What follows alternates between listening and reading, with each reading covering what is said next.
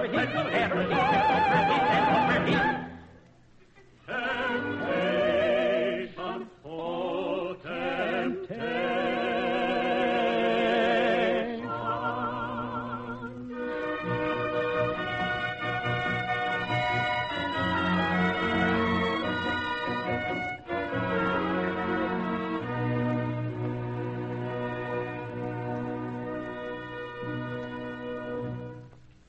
It seems Elsie says yes because they've blindfolded her. A bride who will not see her husband. Well, well, well. And Wilfred, the assistant tormentor, has taken her into the tower. So you are a jester. Aye, sir. I have a pretty wit, I warrant you. A pretty wit.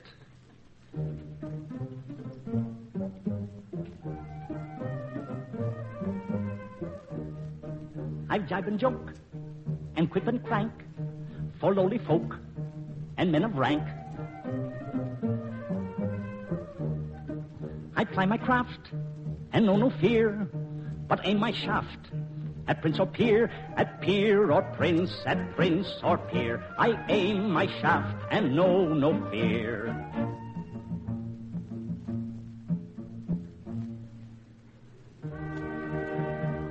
I've wisdom from the east and from the west, that's subject to no academic rule. You may find it in the jeering of a jest, or distill it from the folly of a fool. I can teach you with a quipify the mind. I can trick you into learning with a laugh. Ha ha ha ha! Winnow all my folly, folly, folly, and you'll find a grain or two of truth among the chaff. Oh, winnow all my folly, folly, folly, and you'll find a grain or two of truth among the chaff. I can set the braggart quailing with a quip. The upstart I can wither with a whim. He may wear a merry laugh upon his lip, but his laughter has an echo that is grim. When they're offered to the world in merry guise, unpleasant truths are swallowed with a will. For he who'd make his fellow creatures wise should always gild the philosophic pill. For he who'd make his fellow creatures wise should always gild the philosophic pill.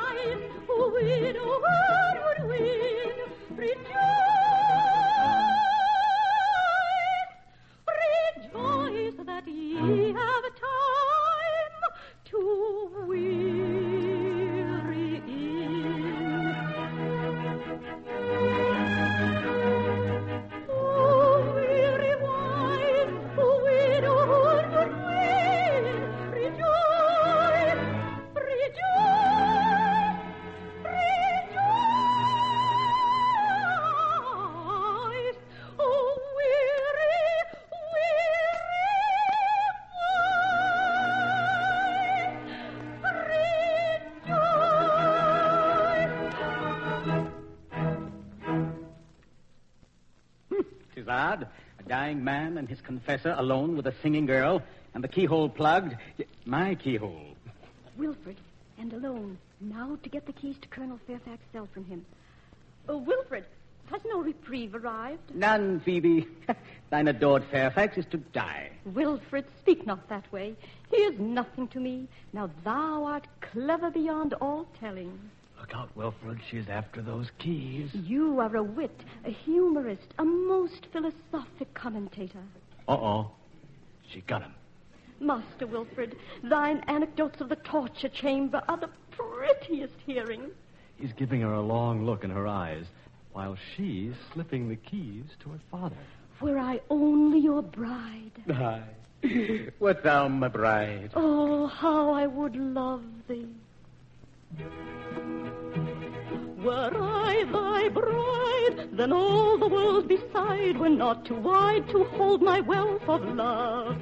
Were I thy bride, Upon thy breast my loving head would rest, as on her nest the tender turtle does, were I thy bride. This heart of mine would be one heart with thine, and in that shrine our happiness would dwell, were I thy bride. And all day long our life should be a song, no grief, no wrong should make my heart rebel, were I thy bride. The silvery flute, the melancholy lute, where night owls hoot to my low whispered coo, were I thy bride. The skylark's trill were but discordant shrill to the soft thrill of wooing as I'd woo, were I thy bride. Sergeant Merrill is back. He's given the keys to Phoebe, who's put them on Wilfred's belt. The deed is done. The roses sigh, were as a carrion's cry to lullaby such as I sing to thee.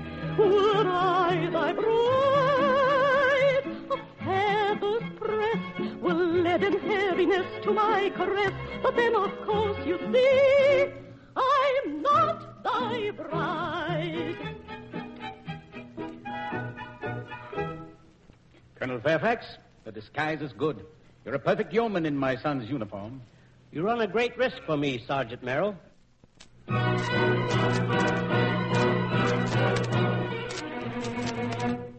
Oh, Sergeant Merrill, is it true? The welcome news we read in orders. Thy son, who deeds of daring do, are echoed all the country through, has come to join the tower warders. If so, we come to meet him, that we may fitly greet him, and welcome his arrival, give a shout and cheer and cheer, hurrah, hurrah, hurrah. Ye tower warders, erst in wars a long suckle on gunpowder, and ween on glory. Behold my son, whose all subduing arms have formed the theme of many a song and story. Forgive his aged father's pride, nor jeer his aged father's sympathetic tears.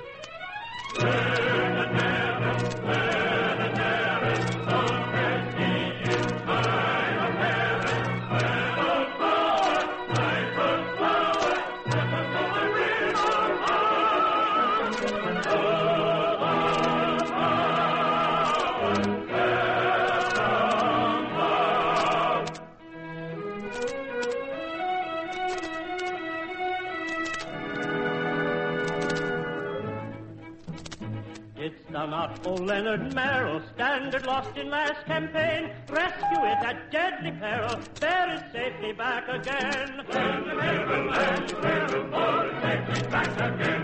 It's the not when prisoner taken and debarred from all escape, faced with gallant heart unshaken, death in most appalling shape. Leonard Merrill faced the peril, death in most appalling shape.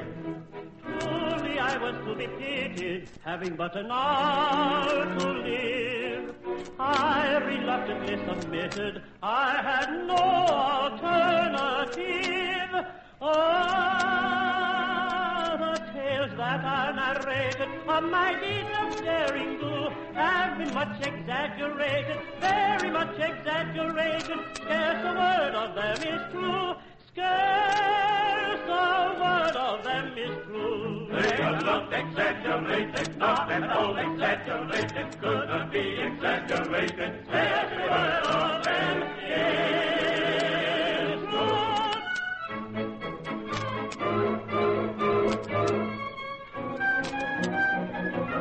Leonard! I beg your pardon. Don't you know me? I'm little Phoebe. Phoebe, is this Phoebe? What, little Phoebe?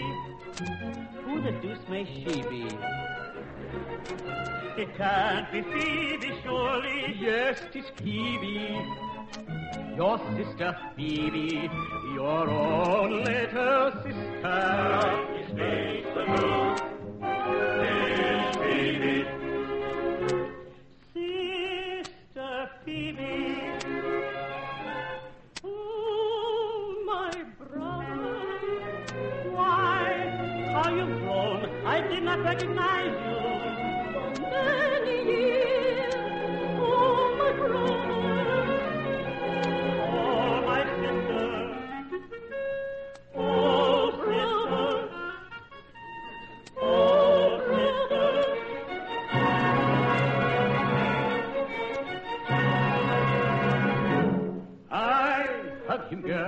their freedom is hug, thy father and thy brother and myself.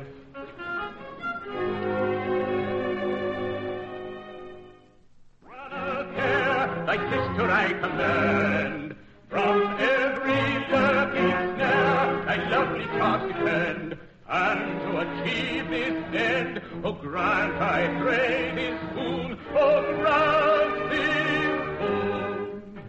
She shall not quit thy sight from morn to afternoon, from afternoon to night, from 7 o'clock to 2, from 2 to eventide, from dim twilight to 11 at night, from dim twilight to 11 at night. She shall not quit thy side. From morn to afternoon, from afternoon to 11 at night, she shall not quit thy side. So amiable I've grown, so innocent as well, that if I'm left alone, the consequences well, no mortal can foretell. So grant, I pray, this boon, oh, grant this boon. I shall not quit thy side from morn to afternoon, from afternoon to night, from 7 o'clock to 2, from 2 to eventide, from dim twilight to 11 at night, from dim twilight to 11 at night. I shall not quit thy side. From morn to afternoon, from afternoon to 11 at night, you shall not quit thy side. With brotherly readiness for my fair sister's sake, at once I answer yes, that task I undertake.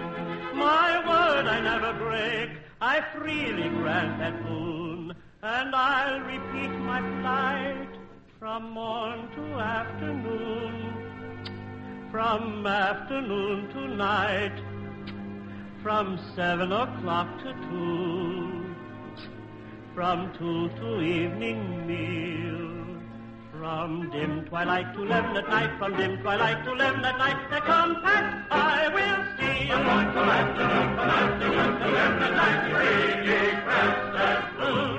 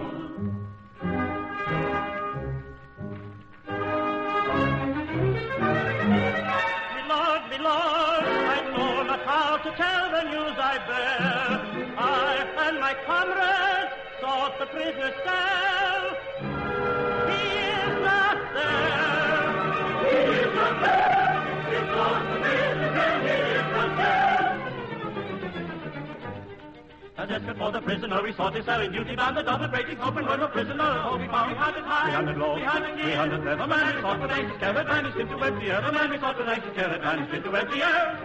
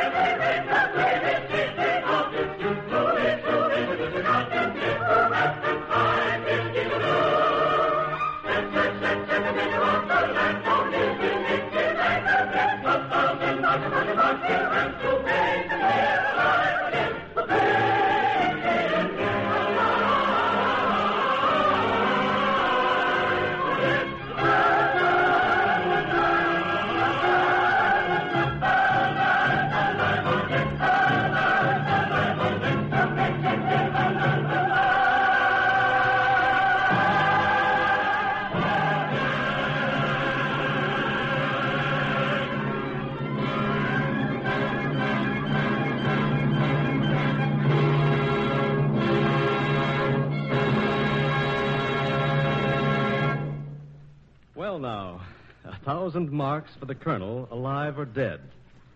The question is, who will claim the reward? And what about Elsie, who was to be widowed in an hour? Did you ever hear of such complications? Well, there's just one man who can lead us through this maze, and that's our conductor, Joseph Stopak. So all together now, follow the leader into Act 2 of Gilbert and Sullivan's The Yeomen of the Guard.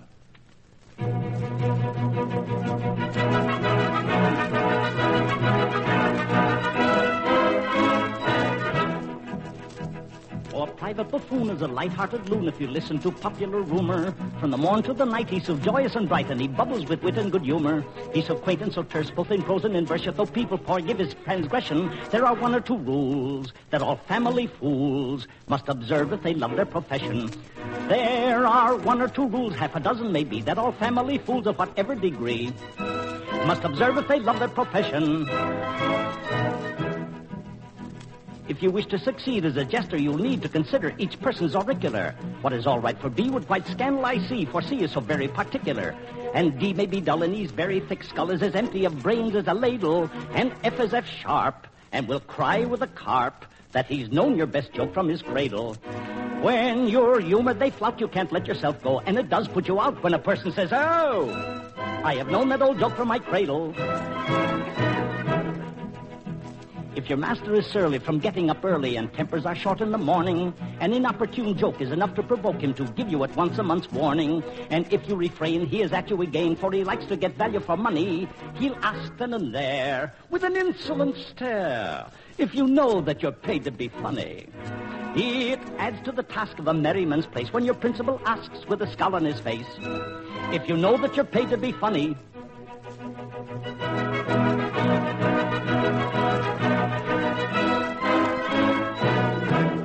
So, Wilfred, thou wouldst be a jester such as I. Aye. And now listen. My sweetheart, Elsie, married Colonel Fairfax, but he escaped, and I am the saddest dog in England.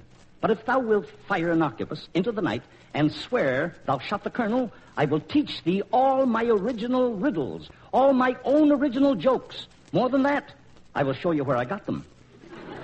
Now, what sayest thou? Thou wouldst have me lie? Why, that's simple enough. And a cheap bargain. So, the two scalawags are up to tricks, are they?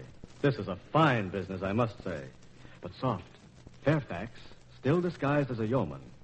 Poor fellow, free from prison and jailed in wedlock. Free from his fetters grim, free to depart, free both in life and limb, in all but heart, bound to an unknown bride for good and ill. Ah, is not one so tied, a prisoner still, a prisoner still? Ah, is not one so tied, a prisoner still?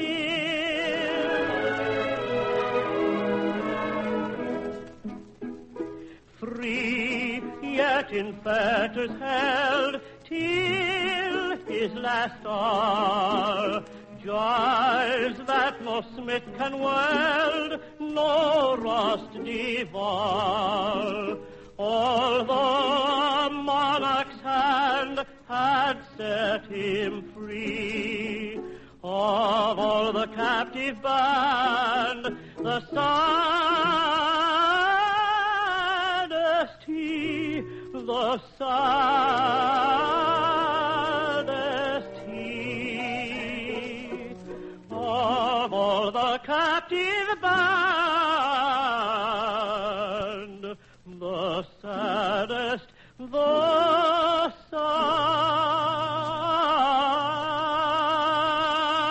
saddest he.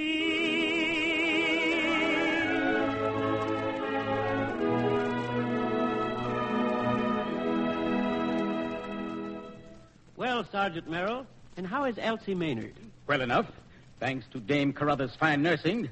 Otherwise, a pox on the old witch. She's after me to marry her. Well, here she comes after you again. Sergeant, wait. It's passing strange. Elsie in her sleep has been muttering, marry one I've never had loved for 100 crowns. And then she said, I love him not, and yet I am his wife. Art thou sure of this? Aye, and mark my word.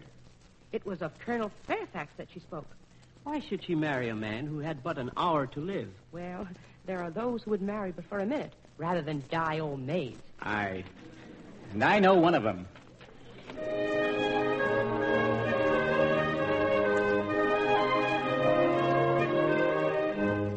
Strange adventure, melancholy, modest maid and gallant groom. Gallant groom. While the funeral bell is tolling, dim of boom, dim of boom. Modest maiden will not tarry, though but 16 years she carry. She must marry, for the altar be a tomb. Tower,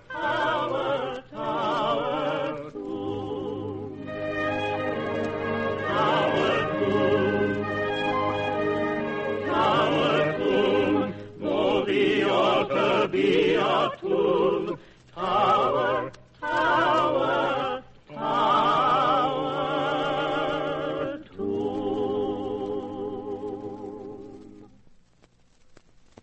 So my bride is Elsie. The blindfold covered her face, and I did not know. I shall test her. She thinks I am Leonard Merrill in this costume. Mistress Elsie? Master Leonard? Elsie, I have loved thee these 2 days since I've been here. Master Leonard, thou art jesting. Sir, I am not free. I am a wife. Thou? A wife? Whose? Oh, sir, keep my secret. He is Colonel Fairfax, whom I have never seen. A fig for Fairfax. Fly with me, Elsie. For shame, Master Leonard. I am wed even though I do not know my husband. I have a duty, sir. Shame upon thee.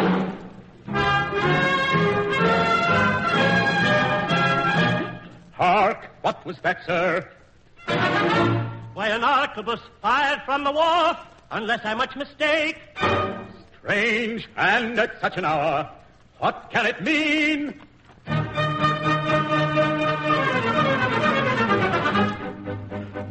Like a ghost is vigil keeping. Or a spectre all appalling. I beheld a figure creeping. I should rather call it crawling. He was creeping. He was crawling. He was creeping, creeping. Crawling. He was creeping. He was crawling. He was creeping. Not a moment's hesitation, I myself upon him flung. With a hurried exclamation to his draperies I hung. And we closed with one another in a rough and tumble smother. Colonel Fairfax, and no other was the man to whom I clung.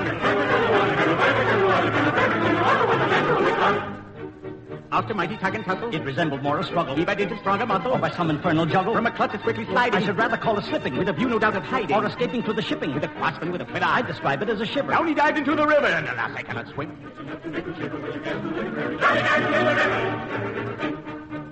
Ingenuity is catching with a view, making a pleasing arquebus and sentry snatching. I should rather call it seizing. With an ounce or two of lead, I dispatch him through the head.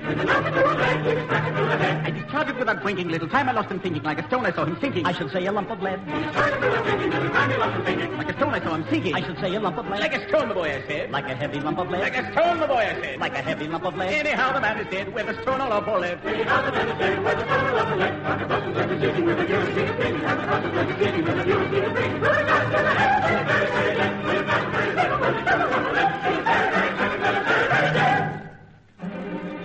A river must be dragged, no time be lost. A body must be found at any cost. To this attend without undue delay. So set to work with what dispatch he may. Set to work with what dispatch we may.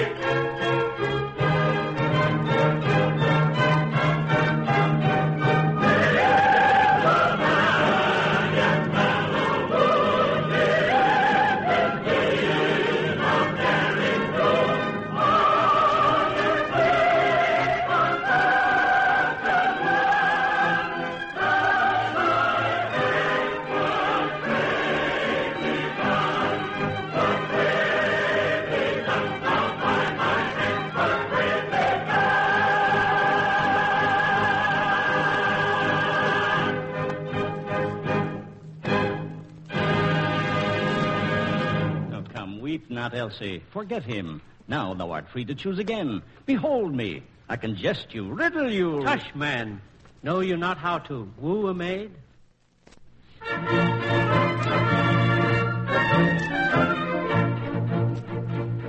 A man who would woo a fair maid should prentice himself to the trade and study all day in methodical way how to flatter, cajole, and persuade. He should prentice himself at 14 and practice from morning to e'en. And when he's of age, if he will, I'll engage, he may capture the heart of a queen, the heart of a queen.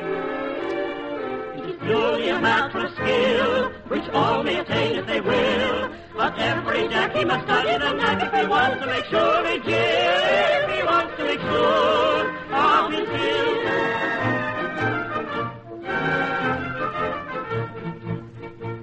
If he's made the best use of his time, his tweet is so carefully lined that every bird up and down in his word, whatever his bloom he shall climb. He must learn that the thrill of touch may mean little or nothing or much. It's an instrument rare to be handled with care and ought to be treated as such. Ought to be treated as such. It is purely a matter of skill, which all may attain if they will. But every jack he must study the knack if he wants to make sure he if he wants to make sure of his skill.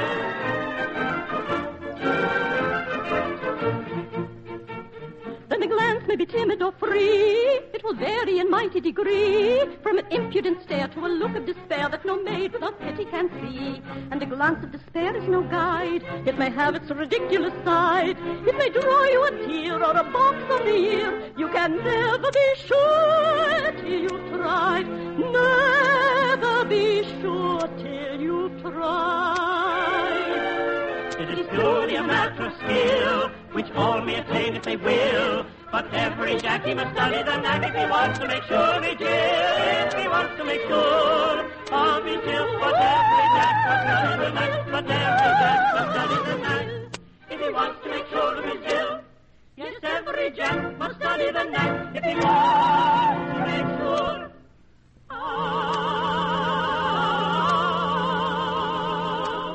of his skill.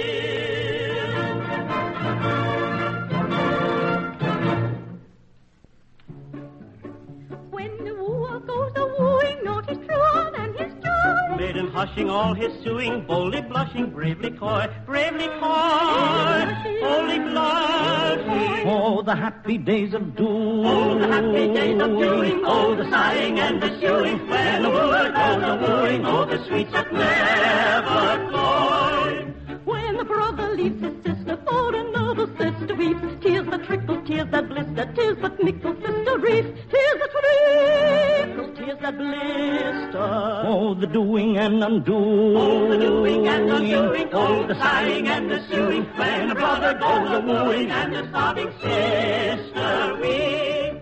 When a jester is outwitted, feelings fester, heart is led. Food for fishes only fitted, jester wishes he was dead. Food for fishes only fitted, jester wishes he was dead. Oh, the doing and undoing, oh, the sighing and the suing. When a jester is a-wooing and he wishes he was dead.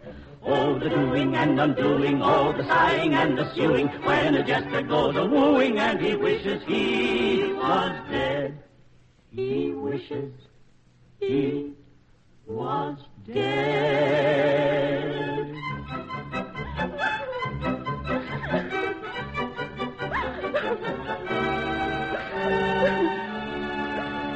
Living again, Phoebe? Why this time? Why, thou hast often wept for jealousy, Wilfred. Thou art jealous? For me? Not of you, but of the man who is to marry Elsie Maynard. But he is thy brother. Nay, he is Colonel Fairfax. Oh, what have I said? If it were Fairfax. I have forgotten. Thou hast shot Fairfax.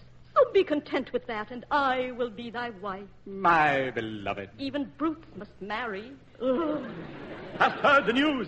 Colonel Fairfax's reprieve was signed 2 days ago, and his cousin Potwhistle held it up. Call the Yeomen. Call Elsie. Everyone. This is the joy day unalloyed.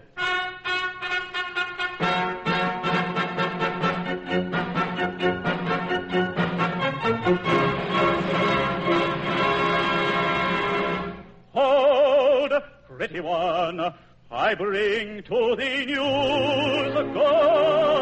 will, it is for thee to say. My husband lives, and he is free, and comes to claim his bride this very day. All thought of Leonard Merrill set aside. Thou art my own, I claim thee as my bride. Thou art his own, and I claim thee as his bride.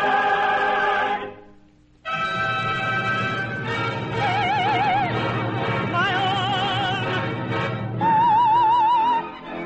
with happiness my soul is plied. This is a joy day unalloyed. Yes, yes, with happiness the soul is plied. This is a joy day unalloyed. With happiness the soul is plied. Yes, yes, with happiness the joy day unalloyed.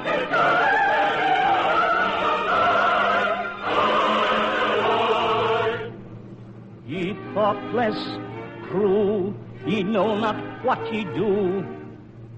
Attend to me and shed a tear or two. For I have a song to sing, oh. Sing me a song, oh.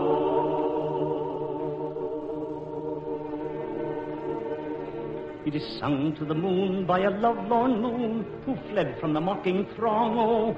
It's a song of the merryman moping mum, whose soul was sad and whose glance was glum, who sipped no sup and who craved no crumb as he sighed for the love of a lady.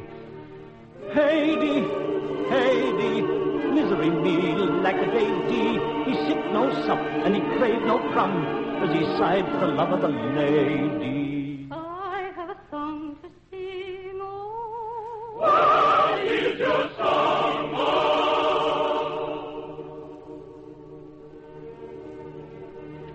It is sung with the ring of the songs may sing who love with a love like long. Oh, it's the song of a merry maid nestling near, who loved her lord but who dropped a tear at the moan of the merry man moping mum, whose soul was sad and whose glance was glum, who sipped no sup and who craved no crumb as he sighed for the love of a lady. Heidi, Heidi, misery me, like a lady. He sighed for the love of a lady.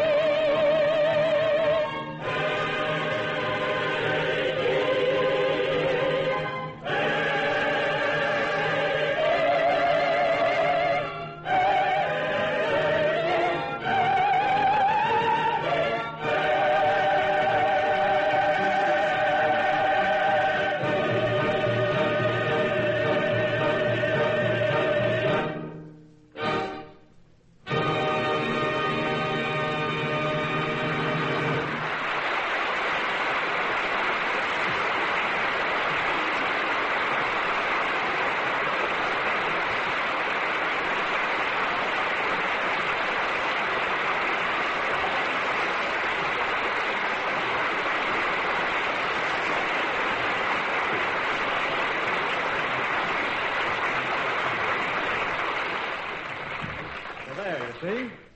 Gilbert and Sullivan did get us out of that one after all. Only poor Point is left single to sigh for the love of a lady. And so we come to the end of the Yeomen of the Guard, or the Merry Man and His Maid.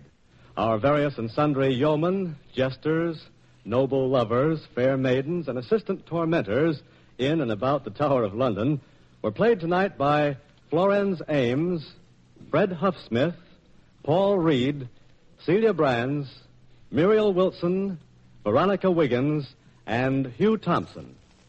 Sir Arthur Sullivan's music was conducted, of course, by Joseph Stopak.